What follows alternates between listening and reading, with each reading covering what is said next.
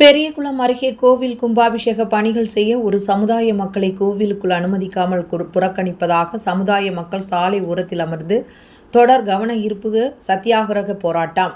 உரிய நடவடிக்கை எடுக்கவில்லை என்றால் வாக்காளர் அட்டை, ஆதார், ரேஷன் அட்டைகளை மாவட்ட ஆட்சியரிடம் ஒப்படைத்து போராட்டத்தில் ஈடுபட போவதாக கிராம மக்கள் தெரிவித்துள்ளனர்.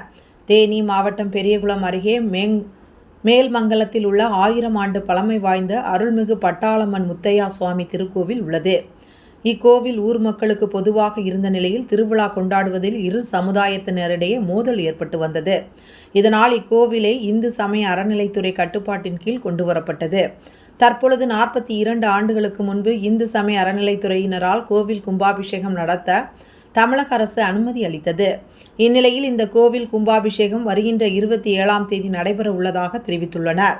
இந்நிலையில் கோவிலின் அறங்காவலர் குழுவில் ஒரே சமுதாயத்தை சேர்ந்த நபர்களை அறங்காவலர்களாக நியமித்ததோடு கோவில் கும்பாபிஷேக திருப்பணிகளையும் அவர்களுக்கே ஒதுக்கப்பட்டதற்கு எதிர்ப்பு தெரிவித்து மேல்மங்கலம் கிராமத்தை சேர்ந்த மாற்று சமுதாய மக்கள் சாலையோரம் அமர்ந்து தொடர் கவன ஈர்ப்பு சத்தியாகிரக போராட்டத்தில் ஈடுபட்டுள்ளனர்.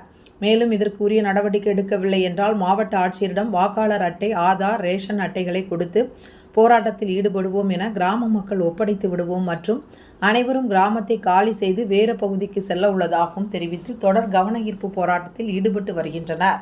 பேட்டி ஐயம் பெருமாள், கிராம பொதுமக்கள். தேனி மாவட்ட செய்தியாளர் சாதிக் பாட்ஷா.